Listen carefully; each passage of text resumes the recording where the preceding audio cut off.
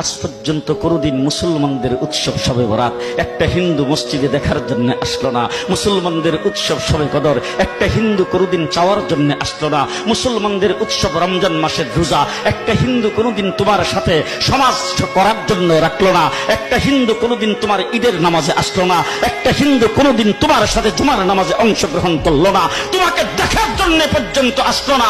তার কারণ হলো হিন্দুরা মনে করে এটা মুসলমানের উৎসব, আর তুমি মুসলমান হইয়া হিন্দুর দুর্গা পূজায় কিভাবে গেলা? তোমার কি হয়ে গেল? তোমার কি লজ্জা শরম তুমি ধুয়ে ফেলে দিয়েছো? তোমার কি কোনো লজ্জা শরম নাই? লজ্জা শরম নাই? আবার কি সুন্দর বলতেছ, ধর্ম যার যার উৎসব সবাই। হাই হাই হাই, ও মুসলমান যুবকেরা ভালো করে শোনো, ধর্ম যার যার উৎসব সবার, তাইলে বিয়া যার যার বউ তো সবার। জি, বিয়ে যার যার বউ সবার, পুষ্কুনি যার যার মাস সবার, গাছ যার যার ফল সবার, ক্ষেত যার যার ফসল সবার, দোকান যার যার মাল সবার। এখন ঘুমাইছে কি কথা বলেন না কেন? তাহলে আমার দোকানের মাল যদি আমার হয়, আমার ক্ষেতের ফসল যদি আমার